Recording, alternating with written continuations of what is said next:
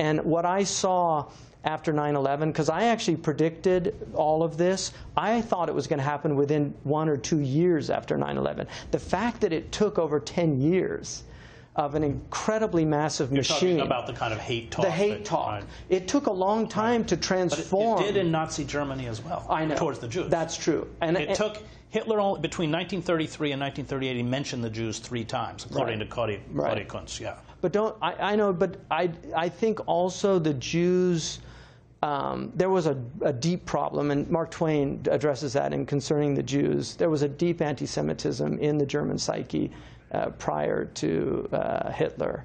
But not a lethal anti-Semitism. That's true. That's true. I mean, anti-Semitism came with Luther. Trust me, I'm deeply disturbed by it, and sometimes I sit around with some of my Muslim friends and say, do you think we're like Jews in 1933? Like, how bad can it get?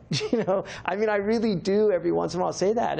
And we have a tradition of our Prophet that said, you are most like the Jews, and you will follow them handspan by handspan. Well, I don't want to see Muslims end up in these internment camps, but the Japanese internment happened. And if there was a bad strike here, a dirty bomb or something, I think but don't you think rhetorically we've laid the ground for that? Oh, absolutely. Yeah. I'm convinced that if a 9/11 event happened today, we would not see the type of responses that we saw. There won't be any flowers at the mosques. Right. Yeah.